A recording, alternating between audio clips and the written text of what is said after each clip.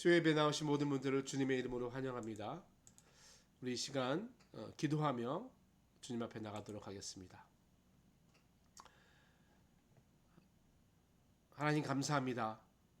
오늘도 우리를 주 앞에 불러주시고 주님께 예배하게 해주시는 하나님의 은혜를 감사합니다. 오늘도 우리의 주권자 되신 하나님 앞에 기도하고 또 찬양하며 말씀 듣기를 소원합니다. 늘 나오는 예배가 아니라 오늘 주님께서 우리에게 건강 주시고 또 환경 주시고 여건을 허락하셨기에 나온 자리임을 고백하며 어떠한 상황에도 주님을 멀리하지 않고 예배를 기쁨으로 드리는 저희 될 수 있도록 인도하여 주시옵소서. 지난 3일 동안도 어쩌면 저희가 하나님의 말씀을 멀리하고 세상과 내 욕망에 가깝게 지르지 않았나 돌아봅니다. 하나님보다 내 자신을 더 믿고 나의 지식과 나의 경험을 더 신뢰했던 우리의 모습, 이 시간 회개하오니 주의 용서를 구합니다. 믿음이 회복되고 말씀을 통해 하나님의 자매의 삶을 다시 회복하는 저희 되도록 인도하여 주시옵소서. 덥고 또 좋지 않은 날씨로 인해 지치고 힘든 분들도 계시고 또 몸이 아프거나 또 여러 가지 문제로 눈물 흘리는 분도 있습니다. 주님, 이 시간 주의 말씀을 통해 용기 얻게 하시고 특별히 기도의 시간과 찬양의 시간을 통해서 주님이 나와 함께 계심을 붙들어 하나님의 음성 늘 들으며 살아간 저희 될 수 있도록 인도하옵소서. 모든 것을 허락하여 주실 하나님을 신뢰하며 예수 그리스도 이름으로 기도합니다. 아멘.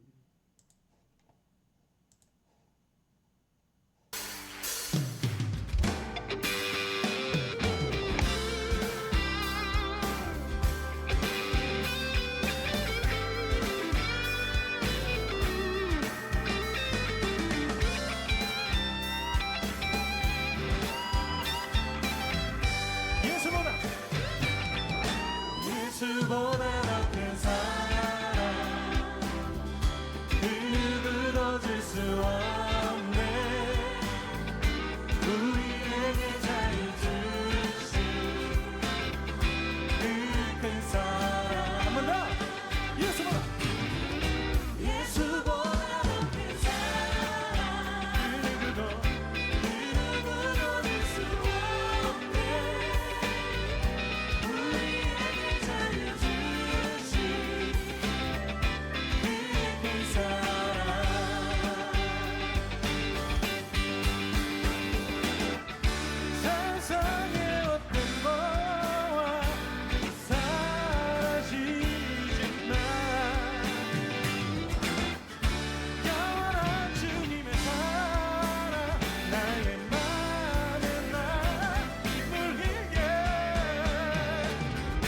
예수보다 더 큰 사랑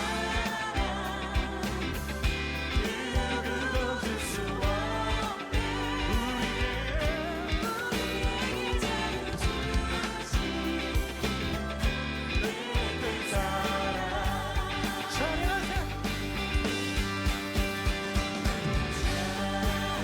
찬양하세 영원히 변치 않는 그 사랑.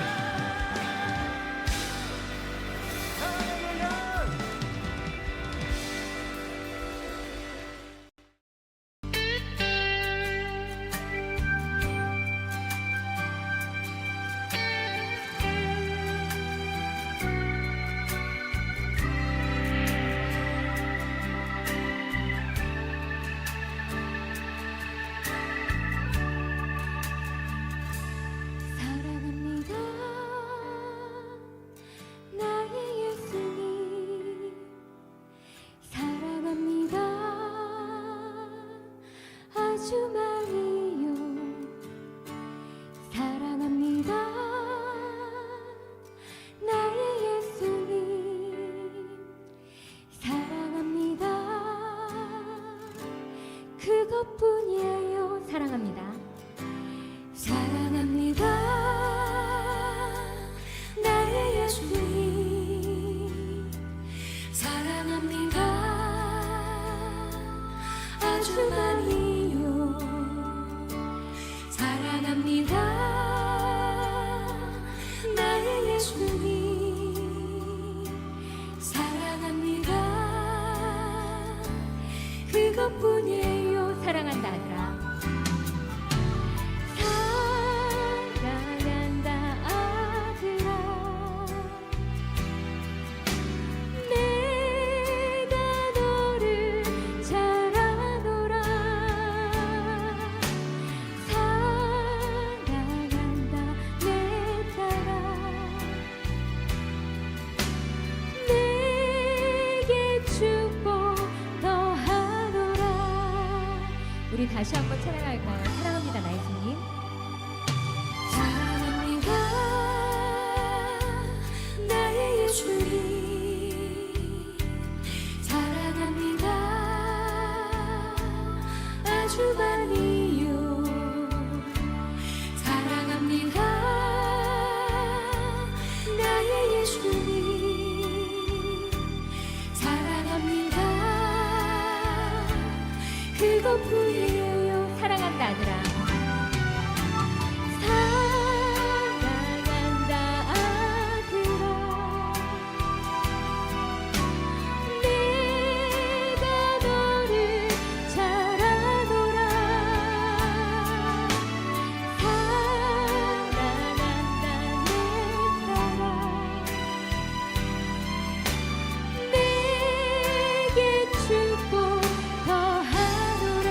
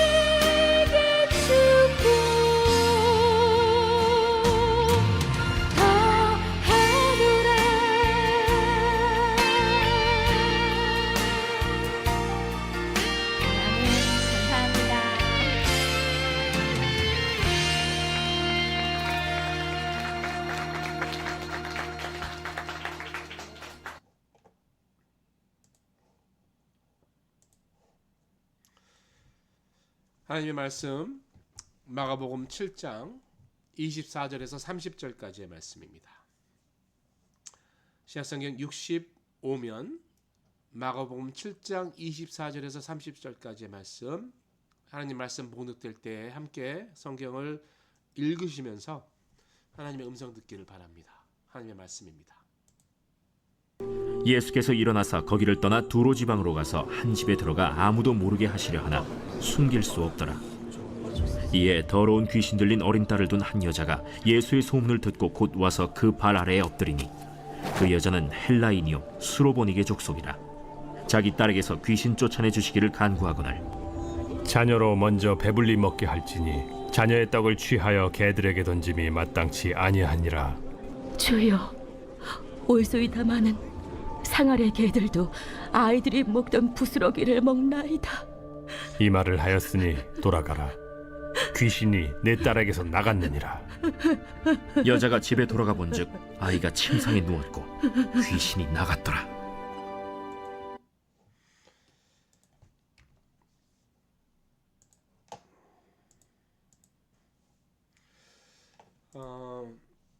네, 오늘 말씀 또 함께 묵상합니다.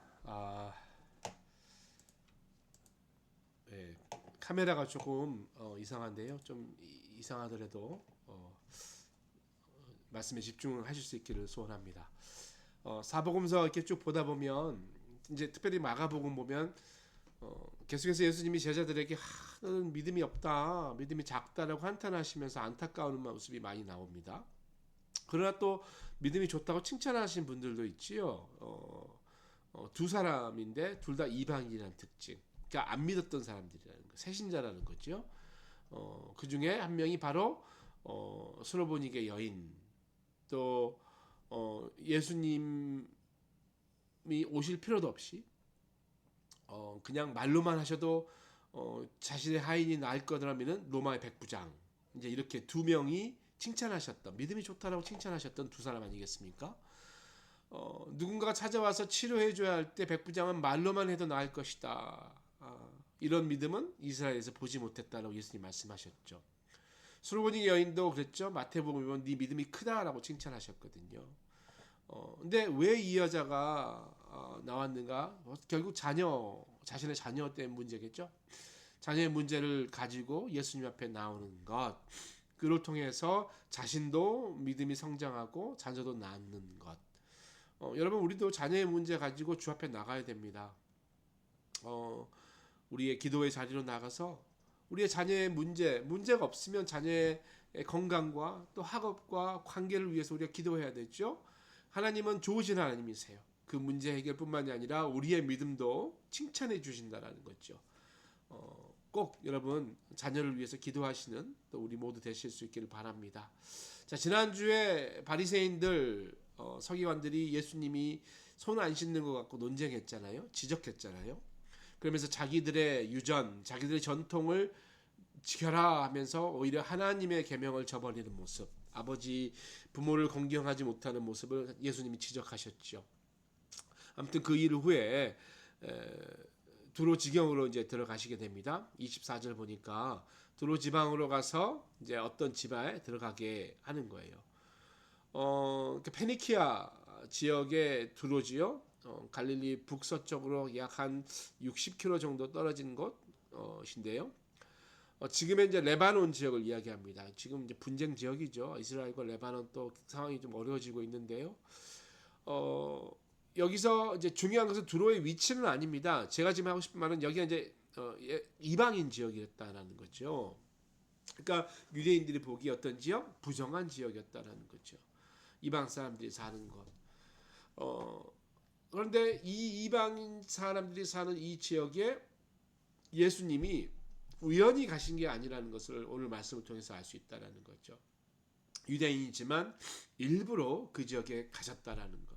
즉 유대인들이 정했던 어떤 그런 부정한 것, 어떤 그런 천한 것, 이런 개념을 예수님은 깨고 싶으셨던 거예요. 지난주 본문에도 바리새인들이 계명을 지키는데 그 계명을 잘 지켰다. 죄송합니다. 카메라가 문제인데요. 다 됐습니다. 자, 계명을 잘 지켰다고 뭐라 하고 그런 게 아니에요. 계명 잘 지킨 건 좋으나 하나님의 말씀의 의도, 정말 사람을 사랑하고 사람과 함께하는 것을 버리고 그저 손만 씻는 것, 전통만 지키는 걸 지적하셨지 않습니까? 그러니까 유대인이니까 정결하고 이방이니까 부정하고 이런 부분을 말씀하셨던 거예요. 인종과 문화와 상관없이 예수님께서 그가 모든 민족을, 그를 따르는 민족을 다 정결하게 하셨다는 것을 보이시는 것이죠. 문맥을 살펴보면 예수님은 지금 두로에 무슨 사역하러 온 건 아니에요. 왜냐하면 24절에 어떻게 등장하죠? 예수님이 아무도 모르게 하시려고 했던 예수님의 모습이 등장하고 있죠. 어떠한 집에 들어가셔서 거기에 있는 것을 알리고 싶지 않으셨어요. 그러니까 결국 이제 두로는 잠깐 쉬어가는 다른 사역을 준비하는 뭐 이렇게 우리가 생각할 수 있습니다. 어쨌든 간에 그럼에도 불구하고 많은 사람이 몰려오면서 그 예수님의 명성, 그러니까 갈릴리 경계를 넘어서 이제 이방 지역까지, 두로까지 널리 알려져 있는 것을 볼 수 있습니다. 많은 사람들이 찾아옵니다. 자기 동네에 오니까 예수님을 벌써 알아보고요. 소문이 퍼져서 무리들이 몰려옵니다. 그 중에 한 여인이 예수님 발 아래 엎드리죠. 헬라 사람이고 수로보니게 족속. 우리는 이제 이 여자를 수로보니게 여인 이렇게 이야기하죠. 그러니까 헬라 사람이지만 수로보니게 족속이라는 것은 이제 다른 그 출신 지역이 다른 이제 사람이죠. 뭐 우리로 이야기하면 우리죠. 캐나다에 사는 한국 사람. 예. 두로와 시로는 헬라 문화의 영향을 받았고 특히 페니키아 지역은 전체가 이제 많은 그리스 사람들이 이주해서 살았거든요. 그러면서 그 지역에는 많은 이주한 사람들이 있다 보니까 이제 다문화 민족이었다. 뭐 이렇게 우리가 이해하면 편할 것 같습니다. 자, 어쨌든 간에 그건 중요한 게 아니니까요. 예수님이 두로 지역에 오니까 수많은 병자를 고쳤다는 소문, 귀신을 쫓아냈다는 소문을 들어서 이미 알고 있었거든요. 그분이 왔으니까 막 뛰어온 거예요. 이 여자도 엎드린 겁니다. 25절, 26절 보니까 자기 딸이 이제 귀신 들린 자기 딸 때문에 예수님께 간구하는 모습을 이야기하고 있어요. 딸에서 귀신을 쫓아내 주십시오. 여자가 이제 황급히 왔지 않습니까? 심각한 이 문제를 해결하고자 왔다는 거예요. 어려운 상황 가운데 예수님을 만나면 나을 수 있다는 소망이 있었으니까 그분 앞에 왔고 그분을 뵙자마자 겸손히 엎드려 간절히 구하는 모습을 볼 수 있는 거예요. 가버나움의 회당장 야이로 같은 경우도 자기 딸이 병들어 죽게 됐지만 체면을 무릅쓰고 예수님 앞에 어떤 문제 있지 않습니까? 그런 것처럼 그 딸을 낳고자 하는 어떤 그 부모의 마음, 절실한 마음으로 예수님께 나온 것이죠. 사실 여러분 우리도 마찬가지인 것 같아요. 어떤 어려운 일들이 사실 우리한테 없기를 소망하지만 어려운 상황이 이렇게 나타나면 사실은 우리를 좀 간절하게 하고 우리를 겸손하게 만드는 것은 사실입니다. 그런데 그럼에도 불구하고 겸손하지 못하고 주님께 나가지 않는 완강한 사람들이 있어요.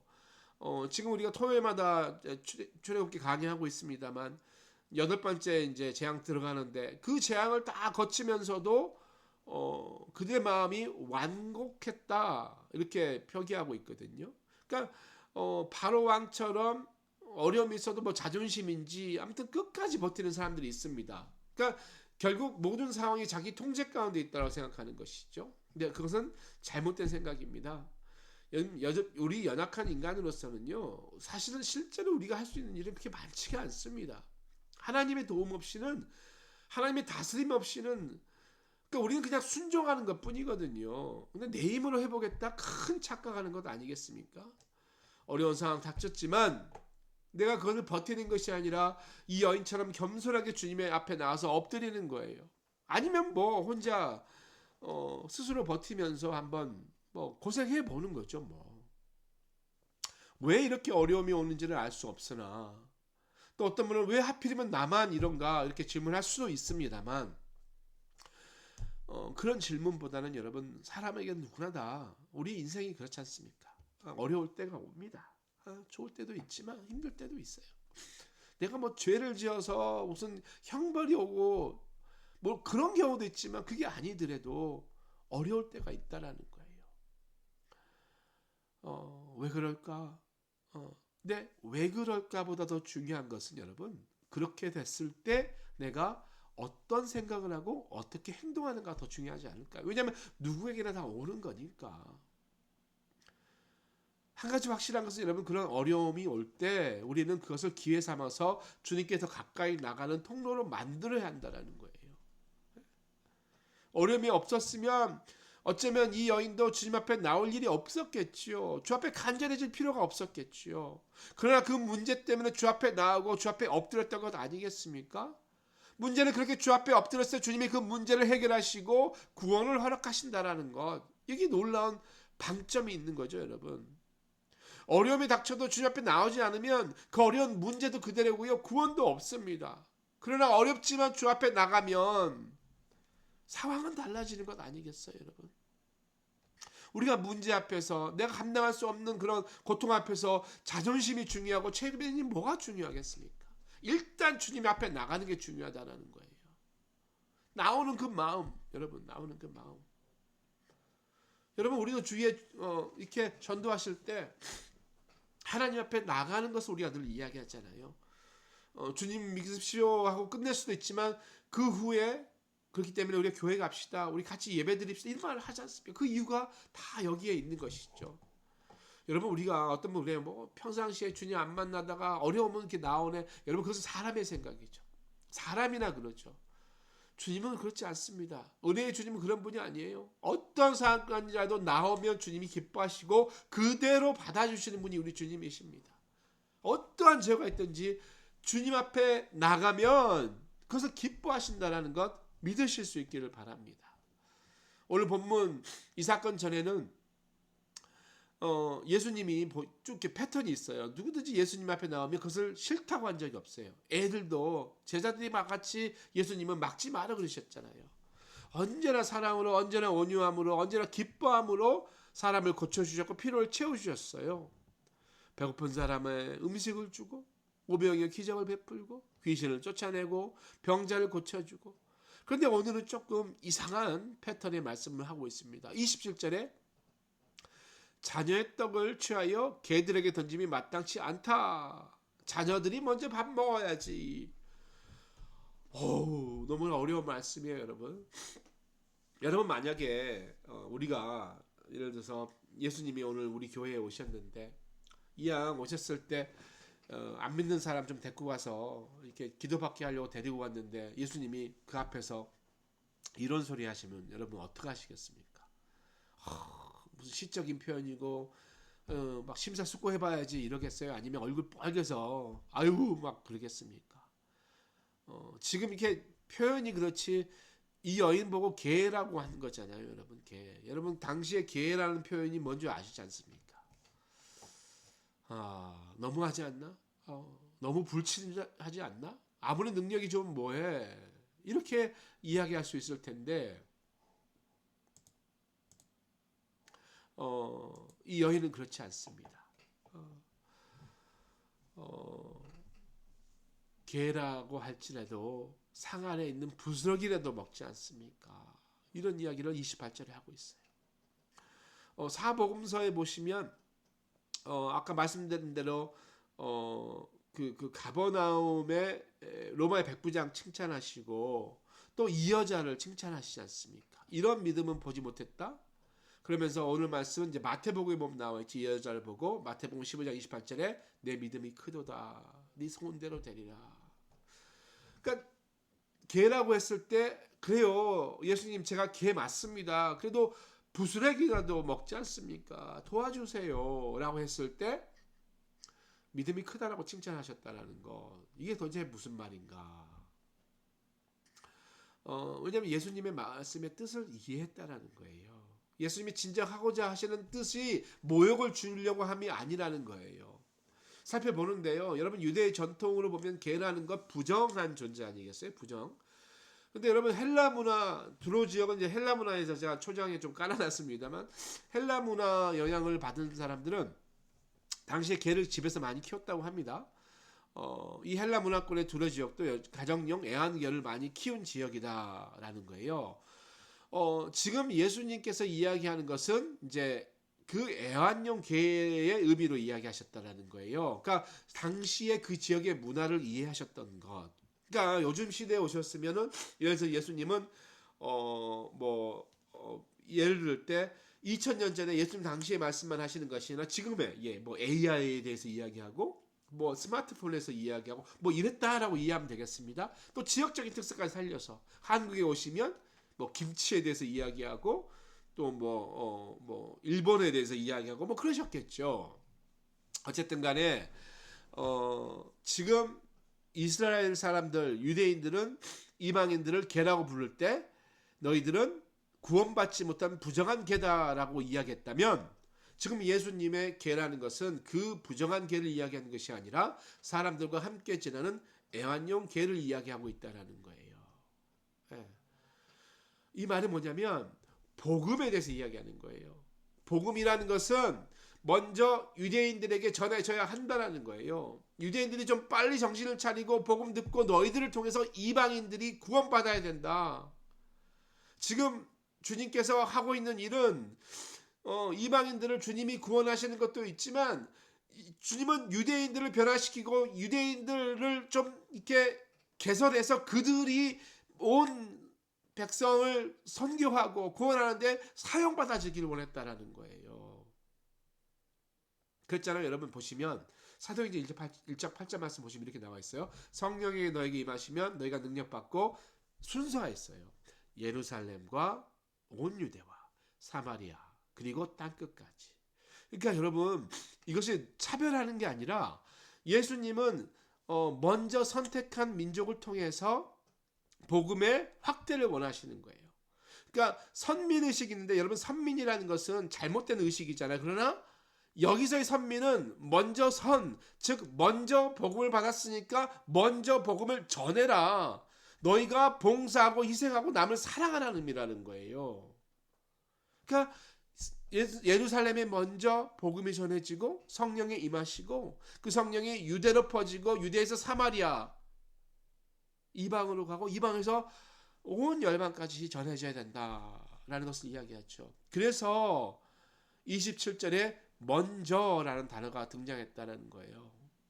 27절을 읽을 때 예수님께서 이르시되 자녀로 배불리 먹기가 아니라 예수님께 이르시되 자녀로 먼저 배불리 먹고 자녀의 떡을 취하여 개들에게 던지는 게 맞다. 유대인들한테 하는 이야기예요. 너희들이 좀 먼저 복음을 듣고 그 복음을 이제 너희들이 부정하다고 이렇게 개라고 칭하는 그 귀한 사람들에게도 나누어 줘야 되는 게 아니냐. 우리는 개란 단어가 너무 이게 좀 독한 단어니까 집중하기 편한데 개란 단어가 아니라 먼저라는 단어에 좀 집중해야 된다는 거. 먼저의 귀가 확 트여야 되는 것이죠. 이연이 살았던 그 시리아죠. 페니키아 지역, 또 레바논 지역까지 이렇게 해서 대표적인 도시가 이제 두로하고 시돈이 있죠. 늘 이제 두로, 시돈이 함께 나옵니다. 시돈은 이제 이세벨의 고향이 있잖아요. 그 악녀 이세벨의 고향, 그 우상 숭배 그 본거지였지 않습니까?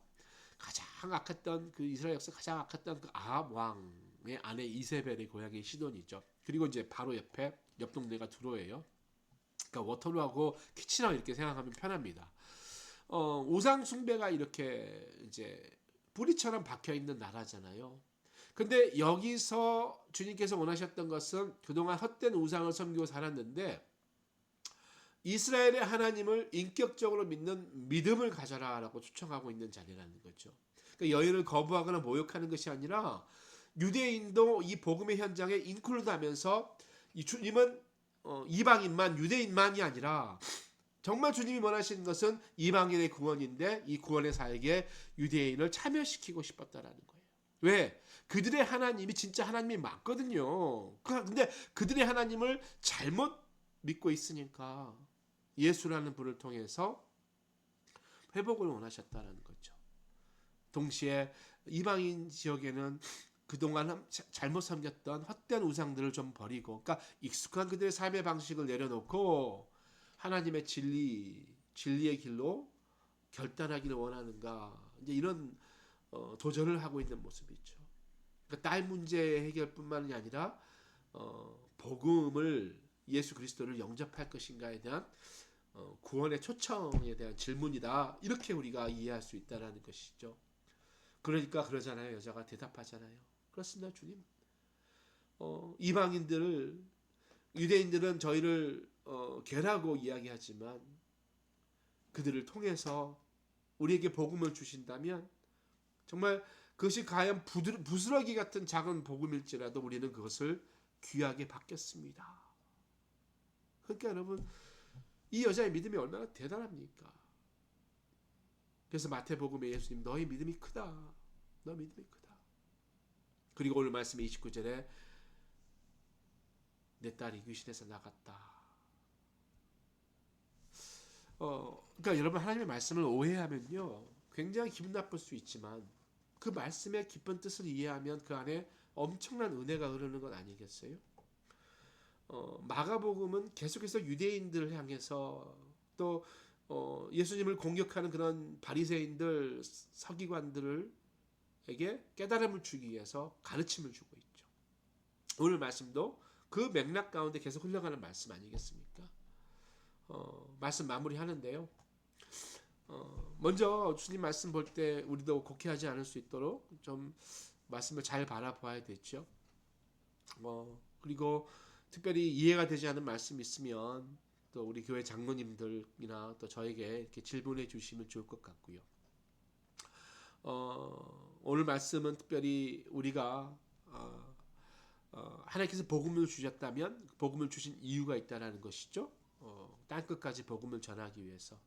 그러니까 복음을 나만 믿고 내가 그냥 멈추는 것이 아니라 복음을 나누는데 그 나누는 대상이 뭐 어떠한 민족이든 관계 없습니다만 특별히 우리 주위에 우리 힘든 분들 또 내가 사랑하지 못하는 분들 그렇게 하지는 않겠습니다만 또 내가 어떤 상처 어려움을 해서 또 멸시하는 사람이 있거나 증오하는 사람이 있다면 그분들이 대상이 아닐까? 예. 우리도 하나님 앞에 기도할 때 자녀의 문제를 가지고 나가야 되죠. 해결되지 않더라도 해결되지 않는 것처럼 보일 수 있습니다. 그러나 이 여인의 말씀을 붙들어서 하나님이 정말 좀 상황은 정말 오늘 말처럼 잘 되지 않은 것처럼 보이지만 내가 끝까지 주님 앞에 순종하겠습니다. 나가서 주의 그 은혜를 결탄코 경험하는 것 중요할 것 같습니다. 말씀 기억하면서 우리 좀 기도하는데요. 기도하실 때 우리 자녀들을 위해서 한번 기도했으면 좋겠어요. 우리 이 시간에 내 자신도 역시 위해서 기도합니다만 우리 자녀들이 늘 하나님의 말씀 가운데 거하고 또 특별히 하나님의 그 지혜 또 하나님이 주시는 건강 또 하나님의 그 영성까지 잘 받을 수 있도록 우리 자녀들을 위해서 기도하시고 또 우리 자신들을 위해서 함께 위에 같이 기도하도록 하겠습니다. 기도합니다. 하나님 감사합니다. 이 시간 우리가 주님 앞에 간절히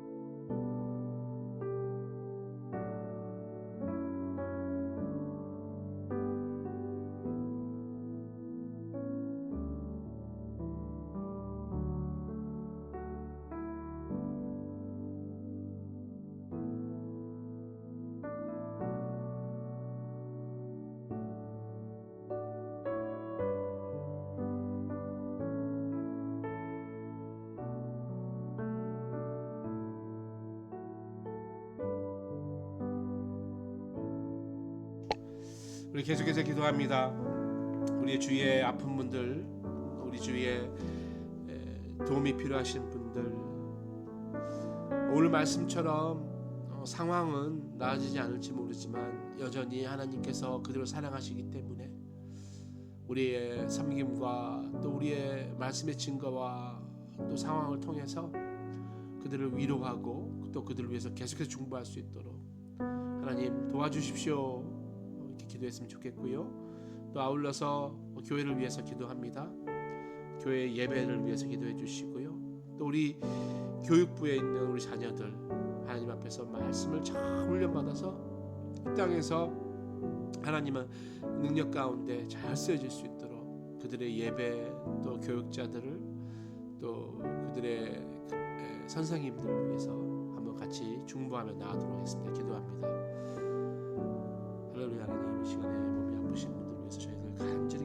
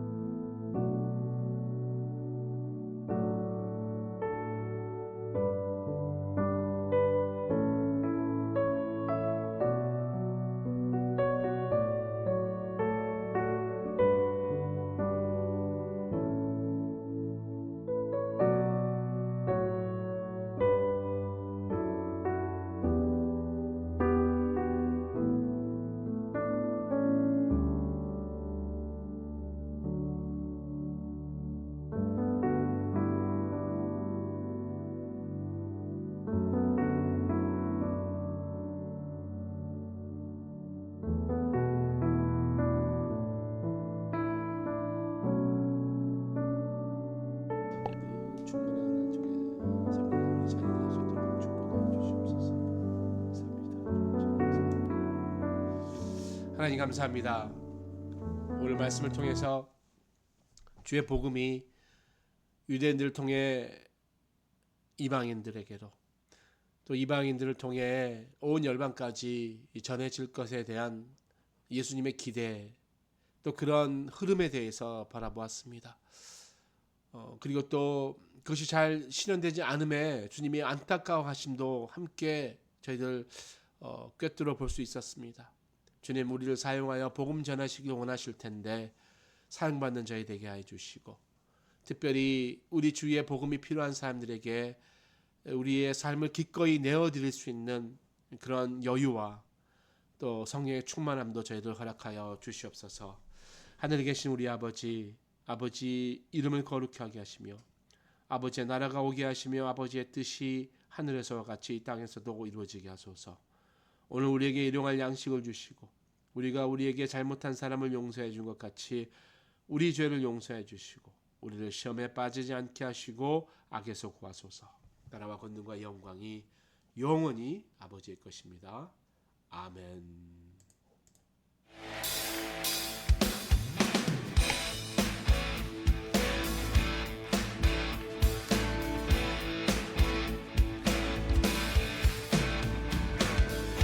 예수 열방의 소망 예수 우리의 위로자 주는 온 땅의 영원한 소망 예수 어둠 속에 예수 변함없는 진리 주는 온 땅의 빛이 되시네 우리 위해 죽으시고 다시 사신 생명